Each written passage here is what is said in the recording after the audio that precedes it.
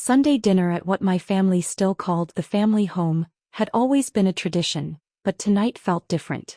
My sister Jessica had invited her wedding planner Victoria Sterling to join us for what she described as an important family meeting about wedding financing. I was cutting my pot roast when Jessica stood up with the dramatic flair she'd perfected since getting engaged 6 months ago. "Everyone, Victoria and I have exciting news about funding the wedding," Jessica announced, her diamond engagement ring catching the dining room light. At 28, I worked as a real estate attorney specializing in property transactions and had quietly purchased the family home through my law firm 3 years ago when my parents faced foreclosure during Dad's medical crisis. My family knew I was a lawyer, but they'd never asked about my specialization or income level. "We're listing it next week for $800,000, Sister told the wedding planner at dinner. Victoria Sterling, an expensive wedding coordinator who charged premium fees for society events, smiled approvingly. "What a wonderful solution. Selling the family property to fund a dream wedding shows real commitment to starting fresh." Nodded proudly, apparently delighted that her daughter had found such a creative financing solution for her elaborate celebration. I set down my fork slowly. "I'm sorry, what exactly are we listing?" "The house, Michael," Jessica said with slight exasperation. "Mom and Dad's house. Our family home. It's been sitting here appreciating in value while none of us really need this much space." "We've already had it appraised," Mom added excitedly. "The real estate agent says it could go for $800,000, maybe more with the right marketing." I looked around the dining room I'd had professionally restored after purchasing the property. The hardwood floors I'd refinished, the crown molding I'd had repaired, the updated electrical and plumbing systems I'd installed. "When did you arrange for an appraisal?" I asked. "Last Tuesday," Dad said. "Jennifer Morrison from Premier Realty came by. Very professional. Said the renovations have really added value." Jennifer Morrison was my cousin, a realtor who specialized in high-end properties and who definitely knew I owned this house. "What renovations?" Jessica waved dismissively. "You know, the floors, the kitchen updates, the bathroom remodel. Whoever did the work really knew what they were doing." I had done the work. I'd spent 2 years and $150,000 renovating this house after purchasing it from my parents for $320,000. Enough to pay off their debts and medical bills while keeping them in the home they loved. "And the proceeds from this sale would go to?" "The wedding, obviously," Jessica said. "Michael, we've been planning this for months. The venue alone is $45,000, plus catering, flowers, photography, the dress." Victoria consulted her tablet. "We're looking at approximately $180,000 for the complete celebration. It's going to be absolutely magical." "But where would Mom and Dad live?" "We've been discussing that," Mom said. "There are some lovely senior communities nearby. Much more appropriate for people our age." "You want to move to a senior community?" "We want Jessica to have the wedding she deserves," Dad said firmly. "This house has been in the family for 25 years. It's time to use its value for something meaningful." I watched Victoria Sterling take notes about the house's selling points while my family discussed displacing themselves to fund a wedding. The irony was staggering. They were planning to sell my house to pay for a party. "Have you contacted a real estate attorney about the sale?" "Victoria recommended someone," Jessica said. "Very expensive, but she says property transactions this large need proper legal representation." "Who did she recommend?" Victoria looked up from her tablet. "Harrison and Associates. They handle all the high-end real estate transactions in this area. Mr. Harrison himself will be managing the sale." David Harrison was my law partner and best friend. Our firm, Morrison and Harrison, specialized in exactly these types of property transactions. David definitely knew I owned this house. "When is this listing supposed to happen?" "Next week," Jessica said. "We want to close before the wedding in 8 weeks. Victoria says timing is crucial for vendor deposits." I excused myself to use the bathroom and immediately called David. "David, my family is trying to sell my house." "Your house? The one you bought from your parents 3 years ago?" "That's the one. They think they still own it and want to sell it to fund my sister's wedding." "Michael, that's fraud. They can't sell property they don't own." "I know it's fraud. The question is how to handle this without destroying my family. Meet me at the office tomorrow. We need to review your property documents." When I returned to dinner, Victoria was photographing the living room while explaining staging strategies to maximize sale price. When my attorney showed the sole ownership deed, I sat back down and finished my meal in silence, watching my family plan to commit real estate fraud with my own law partner's help.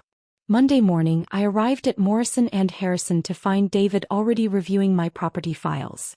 Michael, this is more complicated than we discussed.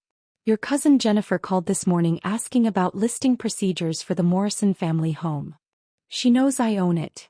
She knows, but she's getting pressure from your family to process a sale. They've been calling her all weekend about marketing timelines and showing schedules.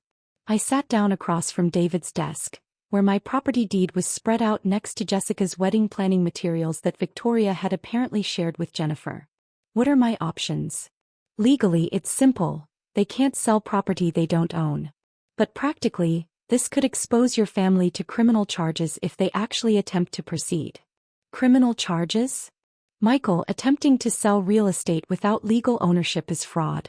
If they sign listing agreements, accept offers, or try to close on a sale, they could face felony charges. I looked at the wedding planning documents showing $180,000 in projected expenses, all apparently funded by the sale of my house. They're not trying to commit fraud, David. They genuinely believe they still own the house. But you purchased it from them 3 years ago. The deed transfer was properly recorded. Yes, but I handled the transaction quietly to preserve their dignity. They think the money I gave them was a gift to help with medical bills, not payment for the house. David stared at me. Michael, you let your parents think you gave them $320,000 as a gift. It seemed kinder than making them feel like they'd lost their family home. And now they're trying to sell your house to fund your sister's wedding. Correct. We need to resolve this before they sign any legal documents. Jennifer says your sister wants to meet with me this afternoon to discuss the sale contract. What will you tell her? I'll tell her the truth, that the property has a legal ownership issue that needs to be resolved before any sale can proceed. That afternoon, Jessica arrived at our law office with Victoria Sterling and a thick folder of wedding vendor contracts. She greeted David with the confidence of someone who believed she was about to conduct a major real estate transaction. Mr. Harrison, thank you so much for meeting with us.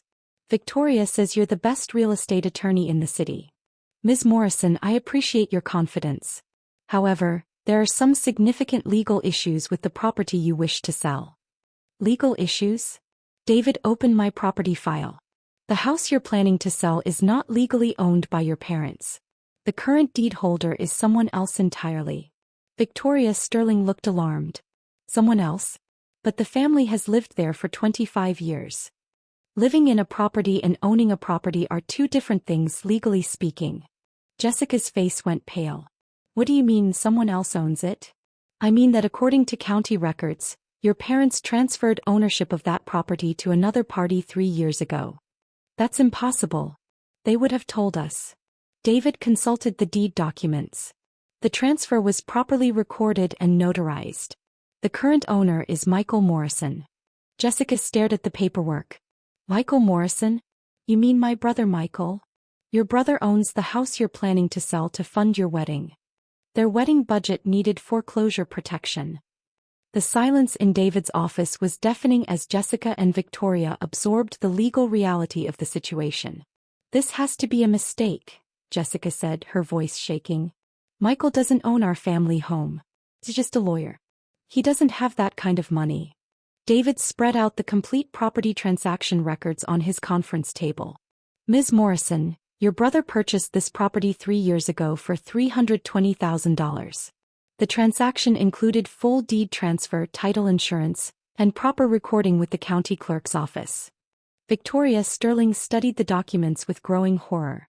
But we've already signed vendor contracts based on the home sale proceeds. The venue deposit alone was $45,000. Who authorized those contracts? David asked. Jessica's parents co-signed as property owners. They co-signed contracts using property they don't own as collateral. That's fraud. Jessica found her voice. But Michael never told us he bought the house. Your brother paid your parents $320,000 3 years ago. What did you think that money was for? Dad's medical bills. Mom said Michael gave them a gift to help with the hospital expenses. David looked at me, understanding dawning on his face. Michael, did you let your family think the house purchase was a gift?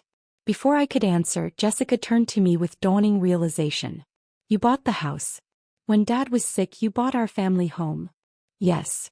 For $320,000? Yes. And you let Mom and Dad think it was a gift so they wouldn't feel like they'd lost their home? That was the idea. Victoria Sterling had gone completely pale. This means all the wedding contracts signed with the house as collateral are invalid. Jessica stared at the property documents, then at me, then back at the documents. Michael, do you realize what you've done? I've already put deposits down on everything. The venue, the caterer, the photographer. We owe $75,000 in vendor commitments. Based on money you don't have from selling property you don't own. But you thought you could sell my house without asking me. The weight of the situation was settling on Jessica as she realized the scope of her planning error. What happens now? She asked quietly. David consulted his legal notes. Now your brother decides whether to press fraud charges or work out a family solution. Fraud charges. Attempting to sell real estate without ownership is a felony. Using false ownership claims as collateral for contracts is additional fraud. Jessica looked like she might faint. Michael, you wouldn't really press charges against your own family, would you? I looked at my sister, who had spent months planning an elaborate wedding funded by selling property she didn't own, without ever asking the actual owner for permission. Jessica, I'm not pressing charges. But we need to resolve this situation immediately. Over the next 2 hours, David helped us work out a solution. I agreed to provide a loan against the house's equity to cover Jessica's vendor deposits, preventing her from facing breach of contract lawsuits. In return, she would scale back her wedding plans to something more reasonable. Michael, Jessica said as we finished the paperwork, I owe you an enormous apology. You do. I should have asked before assuming I could sell the house. I should have asked about the money you gave Mom and Dad 3 years ago. Yes, you should have. And I should have realized that a $180,000 wedding was insane. Victoria Sterling had quietly left the meeting when it became clear that her elaborate celebration plans would need significant downsizing. Jessica, I helped our parents when they needed it because that's what family does. But that doesn't mean family property is automatically available for anyone to use however they want. I understand that now. 3 weeks later, Jessica had a beautiful wedding at a local vineyard, elegant, meaningful, and properly budgeted. The total cost was $35,000. Which she and her fiancé paid for themselves without needing family property as collateral. Thank you, Jessica said during her reception, for saving me from making a huge mistake. Which mistake was that? Thinking that expensive meant better. This wedding is perfect. He was right. Sometimes the best celebrations are the ones you can actually afford. Mom and Dad still live in their house. My house. And now they understand the gift I gave them 3 years ago wasn't just money, but the security of staying in their family home without the burden of ownership during a financial crisis. And Jessica learned that before you sell something, you should probably make sure you own it first.